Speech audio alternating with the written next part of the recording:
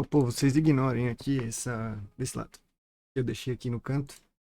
Eu tô jogando um joguinho aí que eu jogo de vez em quando. Aí me veio umas ideias de alguns tópicos que eu achava legal conversar, falar.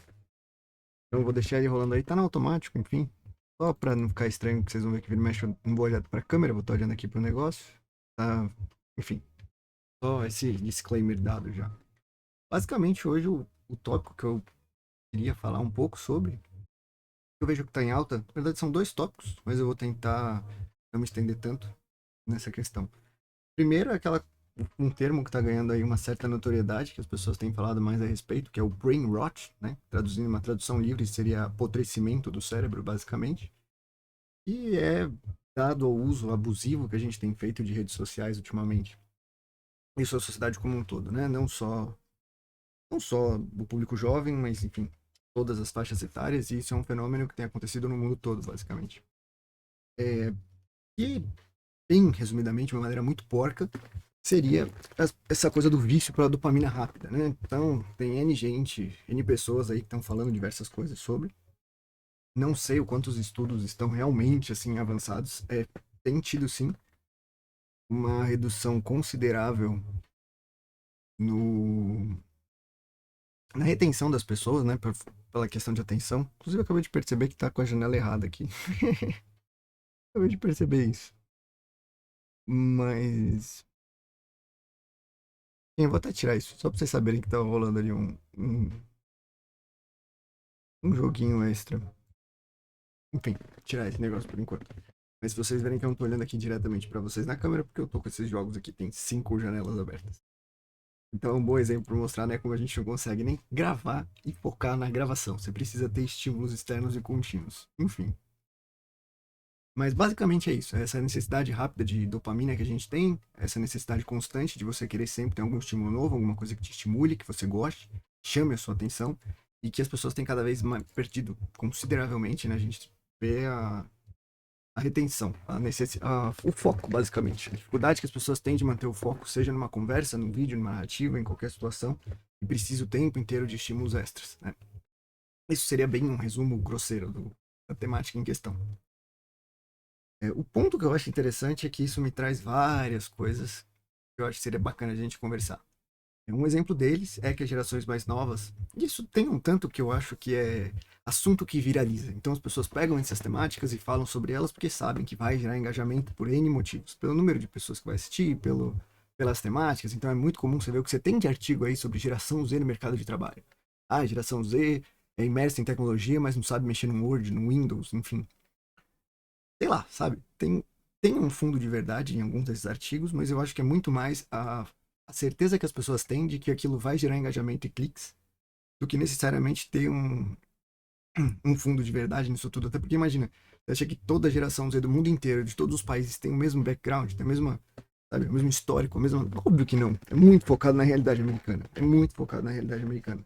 Nós aqui do Brasil temos uma tendência natural de copiar muitas coisas que vêm dos Estados Unidos em geral, né? Então, uma coisa que eu também observei uma época recente aí, com essa coisa de dating, relacionamento, aplicativos, eu vejo que agora tem uma galera que começa a falar de altura, só que a altura nunca tinha sido uma questão relevante assim no Brasil tão grande. É muito comum lá fora nos Estados Unidos. E aí você vê que nesses aplicativos TikTok, derivados, a galera começa a falar disso como se isso fosse uma questão relevante no Brasil, sendo que nunca foi.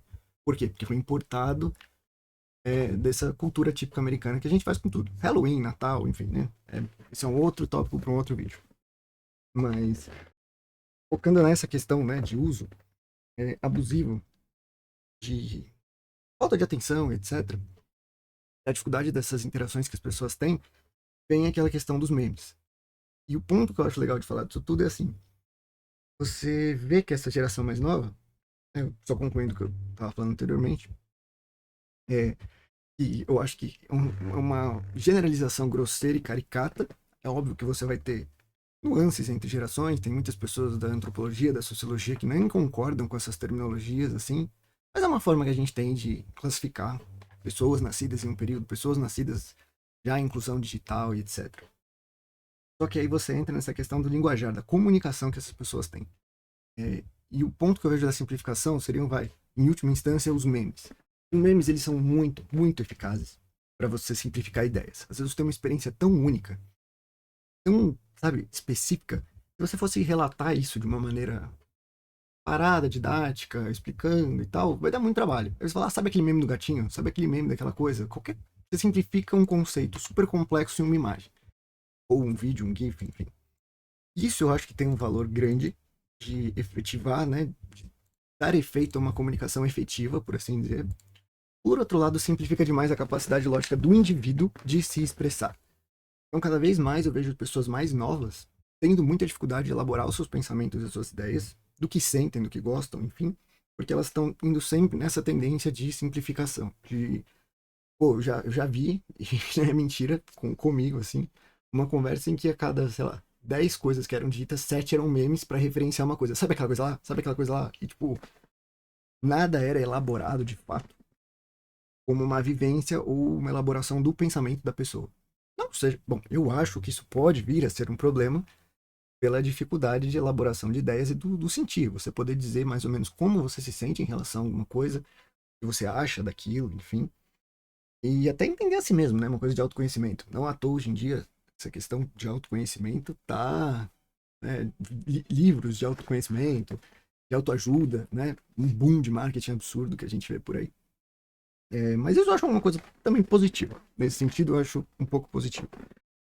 Só voltando a essa questão da limitação, da elaboração do pensamento, é, e não só, né, gera essa limitação, como cria uma barreira muito grande. Então você vai ver que tem muita coisa, skibidi toilet, aquela coisa do banheiro, the Reese, he got the Reese, o carisma, né, tudo simplificado. Tem um site chamado Urban Dictionary, e ele se popularizou muito tempo atrás com slangs, gírias americanas. Você coloca lá a origem, ele vai te dar exemplos, como um dicionário mesmo, né?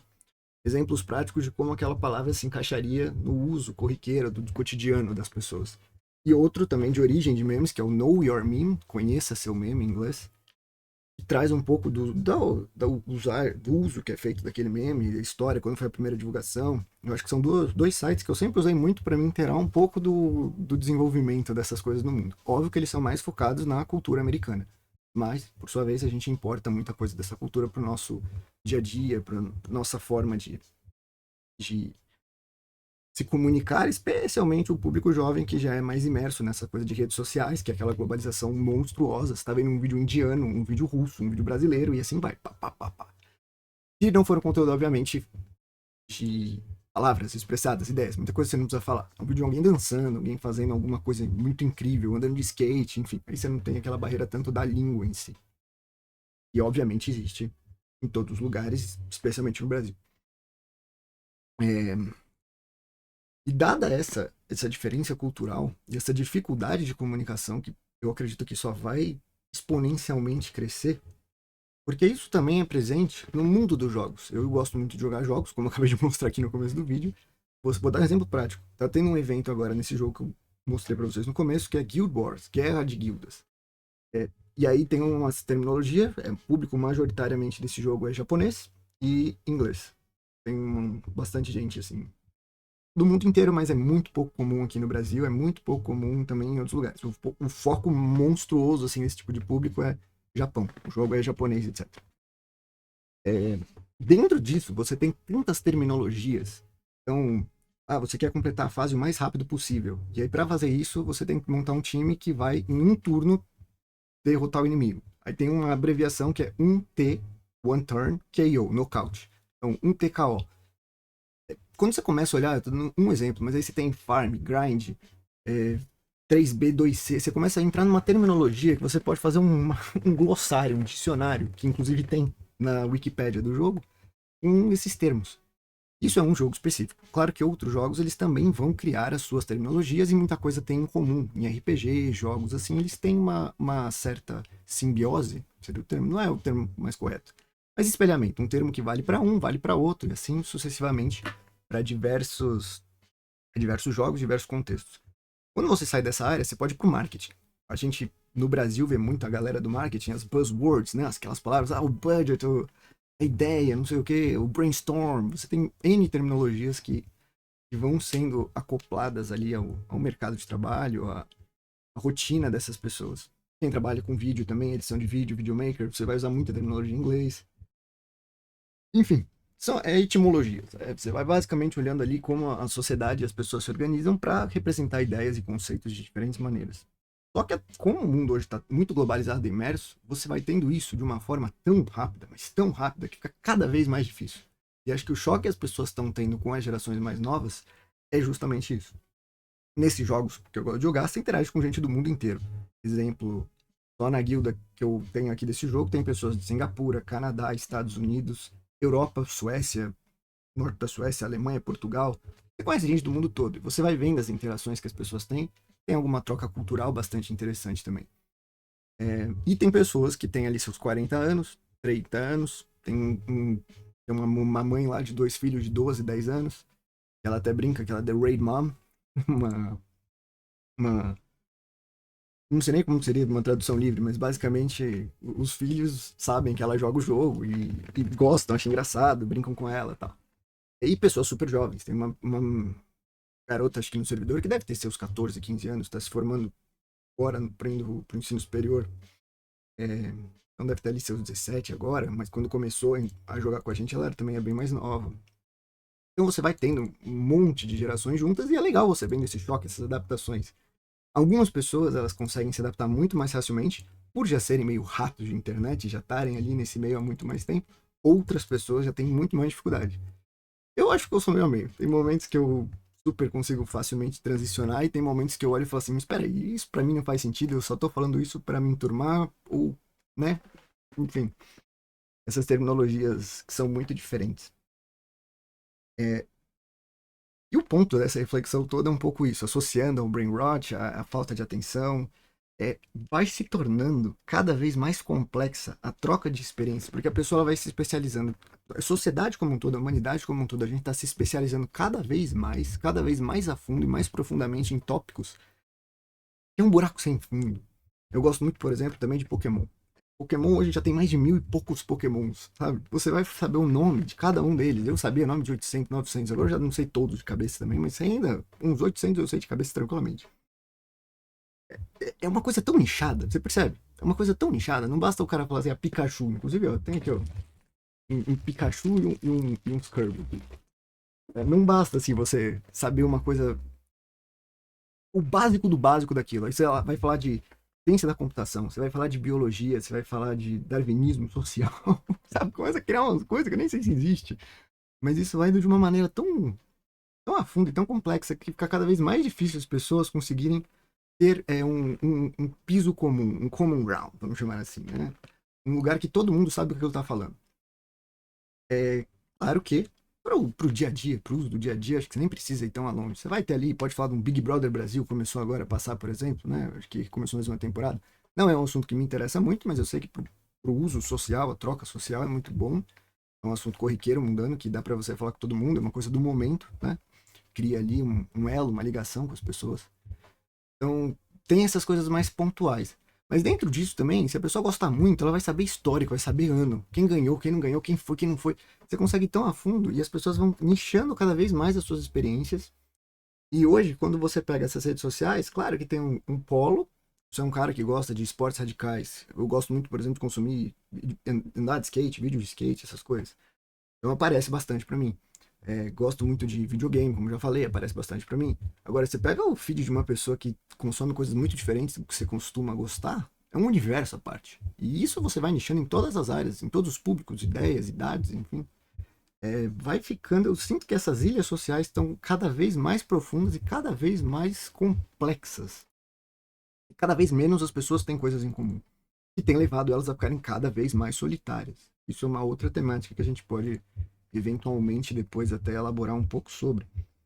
Também tudo assim, tô dizendo as minhas opiniões, as coisas que eu acho e eu observo. Não sou senhor da razão, não sei nada de nada, tô dando aqui minhas ideias. Se vocês, inclusive, tiverem opiniões contraditórias, acharem que eu falei alguma abobrinha muito grande, alguma groselha, como diziam os maias dos astecas, você deixa aí também nos comentários, tranquilamente, sem problemas. Estamos abertos aí a conversa. É justamente essa a ideia aqui desse canal, né? A gente possa conversar e ter algumas reflexões sobre os avanços da sociedade e o mundo que a gente está vivendo hoje. É, o outro ponto que eu queria, partindo né, dessa coisa do brain rot, do uso, da limitação do interesse, muito associado a. É que eu posso estar cometendo um equívoco enorme, mas que eu me lembre é muito associado ao córtex pré-frontal, que é aquela coisa que a gente consegue ter uma inibição dos impulsos e a gente tem mais controle das nossas ações, né? É, e é o que o pessoal fala que a gente tem que fortalecer hoje em dia. Eu, particularmente, ia dar até essa dica para as pessoas que estiverem assistindo, o que me ajuda muito a conseguir manter o foco em determinadas atividades que eu estou fazendo, apesar de estar fazendo mais de uma coisa ao mesmo tempo, foi desativar a notificação. Desativar completamente, aquele do not disturb, não perturbe, sabe? Eu deixo sempre permanentemente ativado. Tem alguns contatos específicos que são importantes, né? Que eu sempre deixo como estrela, caso tenha alguma emergência, consigam entrar em contato comigo. Mas aplicativo, primeiro, rede social, reduzir consideravelmente o uso. Eu uso mais para manter contato com as pessoas que eu tenho mais proximidade, que eu gosto, que eu posso acompanhar, mas também já nem sou muito fã, para ser bem sincero com você, de ficar usando assim. É mais para ter alguma troca, porque é aquela história. Hoje em dia todo mundo tem um tempo extremamente limitado, extremamente finito. O pouco tempo que te sobra para você cuidar da sua alimentação, lavar suas roupas, cuidar da sua casa, estudar, trabalhar, preparar alguma coisa, quem sabe encontrar os amigos. Pessoa para lembrar de você, esquece, né? Tipo, não vai ter tempo para isso. Então, eu gosto muito de usar para essa interação, sabe? Lembrar que você existe e manter também vivo na vida das pessoas que importam para você. Porque senão esquece, cara. A pessoa com aquilo o dia todo, quando ela abrir lá a rede social dela, ela vai ver. Quem ela vê, ela vai lembrar de quem ela viu e olhe lá, e talvez nem assim. Então, eu tento fazer esse uso. Meu amigo que me deu essa dica, que eu tinha largado completamente. Fiquei acho que mais de 7 anos sem usar Instagram. Eu uso essas redes para entender como que as coisas estão. Então eu abro, vejo como é que é mais ou menos a dinâmica. TikTok, por exemplo, também. Não gosto de usar. Eu abro, entendo como a plataforma funciona. Você usa um pouco para entender e não ficar também muito alienado de como que o mundo tá rolando, né? É Blue Sky, Twitter, X, enfim. Então todas elas eu uso com essa finalidade de fazer antropológica social ali, sei lá eu, para você entender um pouco da dinâmica e como as coisas funcionam. Mas não como hobby e entretenimento. Então isso é uma coisa que eu fiz, tipo, imediato, assim. Sem notificação. Se alguém deu like, comentou, esquece. Eu só vou ver quando eu abrir o aplicativo, quando eu tiver a fim de fazer isso. Isso me ajudou bastante, reduziu a questão de ansiedade. Jogos, mesma coisa, porque antigamente eu ficava muito, muito viciado nesses joguinhos. Então, carregou aqui, passou 2 horas desde que você entrou, carregou aqui a barrinha de energia que você vai poder usar para fazer alguma coisa. Esquece. Também tirei tudo isso daí. Eu sei o horário lá que cada joguinho tem as coisas. Quando eu tô interessado, eu vou lá e faço. Senão, cara, esquece. Você começa a ficar tão condicionado. Você tá aqui respondendo alguém no WhatsApp e aparece uma notificação de alguma coisa. Ou rede social, jogo, e-mail, trabalho, o que for. No que você abre ali, pronto, já começa outra. E você vai abrindo a janela, sabe aquele multitasking que nem existe, né? Aquelas, você vai abrindo o aba no navegador que não para nunca mais. Nem tem até, nem abro aqui pra mostrar pra vocês que tem, porque tem umas fácil mais de 70 guias abertas aqui, fácil, fácil. É, mas esse lado, assim, eu acho que traz um pouco essa coisa do quanto a gente tá. Nosso cérebro primata ali, sabe? Que tá acostumado ali com a savana, não sei o que, ele não tá pronto para lidar com essa avalanche de informação e conteúdo que a gente tem que lidar todos os dias, o tempo inteiro. Então, o que me ajudou muito para evitar aí o brain rot, se é que pode assim dizer, foi esse uso um pouco mais consciente. Pouco mais consciente, vou colocar dessa maneira. Então, desativar notificações, evitar ficar perdendo muito tempo quando você começa a ver que você tá. Isso até é um lado positivo, às vezes você tá vendo aqueles Reels lá no Instagram, por exemplo, aí aparece um cara falando, olha, você tá vendo isso aqui há muito tempo, não sei o que, para de ver, vai fazer outra coisa, vai tocar na grama, qualquer coisa do tipo. Acho que essas coisas elas também ajudam um pouquinho. Não sou muito fã daquelas ferramentas que tem de você colocar um timer e tal, porque é só você cancelar, sabe? Você vai estar trapaceando você mesmo. No máximo põe um alarme, alguma coisa que talvez te ajude nesse sentido. E, enfim, tente voltar ali às trocas sociais. E uma coisa que eu acho também que ajuda bastante, mas é um porre, é muito chato de fazer, é se forçar a fazer coisas que você não gosta. Então, é literalmente fortalecer ali o córtex pré-frontal, por assim dizer, se é que esse é o correto. Você se estimular de uma certa maneira a fazer uma coisa que realmente seria muito entediante para você, ou não, sabe aquele prazer imediato, sei lá, você acordou, tá acostumado a pegar o celular para ver alguma coisa de notificação e tal, não, sabe, não, vou acordar, vou escovar meu dente, vou lavar meu rosto, vou fazer o que tenho que fazer, comer um café da manhã, e aí depois você estipula ali um horário, uma regra, isso é uma coisa que ajuda bastante, sabe? Pelo menos para mim, espero que para vocês também possa ajudar de alguma forma. E uma outra temática, mas agora já para encerrar aqui esse vídeo, eu tô pensando em falar sobre, porque eu vejo que, aparentemente, pelo menos na minha bolha social, é uma temática que tem aparecido bastante, chamou bastante minha atenção, é um pouco das visões de mundo que as pessoas têm do mundo ocidental e do mundo oriental. Porque são mundos muito distantes, assim. Inclusive, até nessas trocas que eu falei pra vocês, que às vezes a gente tem, a gente conhece um pouco mais das outras culturas. Eu sempre tive um interesse muito grande pela cultura oriental, em especial, tanto pela parte mais filosófica, religiosa até, quanto pela parte de arte mesmo, arte em geral, conteúdo. E você vê que tem uma diferença considerável dessas visões de mundo que estipulam muito do razão que a gente tem hoje. Nossa sociedade ocidental, ela valoriza muito logos, a razão. Vem dessa coisa do grego mesmo, dos estudos, Aristóteles, Platão, enfim, dá para você voltar muito tempo atrás na história e questões filosóficas que trazem muito essa razão de existência. Eu tenho visto que tem surgido algumas reflexões nesses pontos, assim, que eu acho muito bacanas, muito ricas, que fazem a gente pensar, sabe? Que fazem a gente elaborar, de entender um pouco. E isso se intitula tudo na sua vida, a sua forma de ver o mundo, viver o seu dia a dia, a forma que você cria a sua religião, sua fé, se você tiver alguma. Hoje em dia tem até quem fale que quem não tem alguma religião, seja ateu ou agnóstico, isso de certa forma é uma religião. Eu discordo um pouco dessa terminologia, dessa definição, mas eu entendo os paralelos que às vezes as pessoas tentam traçar em respeito disso. Mas eu acho que é bastante interessante, sabe? E como o intuito aqui é sempre estimular as reflexões e as discussões, hoje eu vou encerrar por aqui. Eu até achei que foi bom dessa maneira. Eu me perder aqui um pouco também nas coisas que eu ia falando e mostrando ali que eu tava com o jogo, não sei o quê. É um pouco desse caos que a gente tá vivendo hoje em dia, que a gente não para um segundo às vezes. E, sei lá, se pra pessoa vale fazer um mindfulness, uma meditação, alguma coisa assim, acho ótimo. Mas não é todo mundo que consegue, nem às vezes cabe na rotina, às vezes não é o perfil, não gosta. Tem outras formas também que eu acho que a gente consegue elaborar sobre. E enfim, eu achei que foi bastante temático assim, mas os dois pontos principais que eu queria cobrir foram isso, que é esse uso excessivo que a gente tem feito das redes e a forma como isso tem moldado muito das interações sociais que a gente tem, tanto um com os outros, quanto conosco, nós mesmos, né? Eu acho que essa relação ela acontece de uma maneira muito fluida e a gente perde o controle. Facilmente perdemos o controle do nosso dia a dia, da forma como a gente elabora tanto a nossa rotina, quanto a nossa forma de viver, a vida passa e a gente mal percebe, assim. Começa a entrar aquela analogia do hamster, do ratinho correndo na rodinha atrás do queijo. A gente, todo dia, quando você vai ver, você já tá lá e você já nem sabe mais quanto tempo você tá lá fazendo o quê.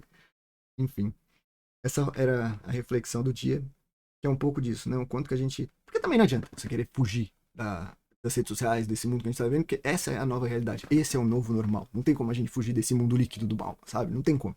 A gente você pode, mas aí você vai começar a ficar cada vez mais alienado. Então, para tentar, pelo menos, fazer isso de uma maneira saudável, de uma maneira que funcione melhor para nós, estou propondo aqui essa reflexão.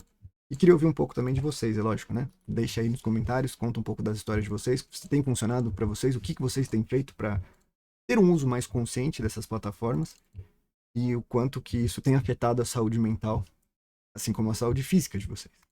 Então, por hoje é só. Fica aí a reflexão do dia. Até a próxima.